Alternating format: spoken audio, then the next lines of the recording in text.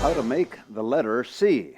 Now this is one of the most difficult letters it wouldn't seem like it, but it is. For this, because it's so difficult, I'm going to use a golden balloon.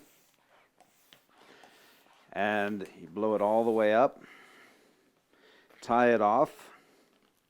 Well, I'm sorry, I said you blow it all the way up. I didn't really. There's a little bit left there. Now, I didn't squeeze and stretch it because you don't really need to. Now, what we need to do is shape this thing. It's really easy. Push out the extra air. You want it to look like a C.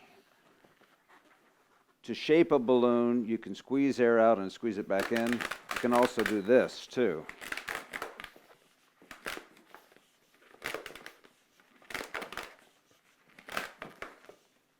A C!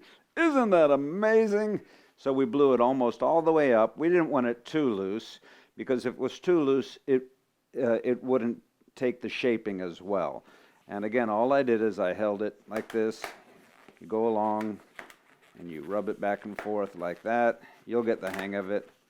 If you wanted to have more of a crook at a certain place, let's say here, you do that more, and it makes it more like that, right? Okay.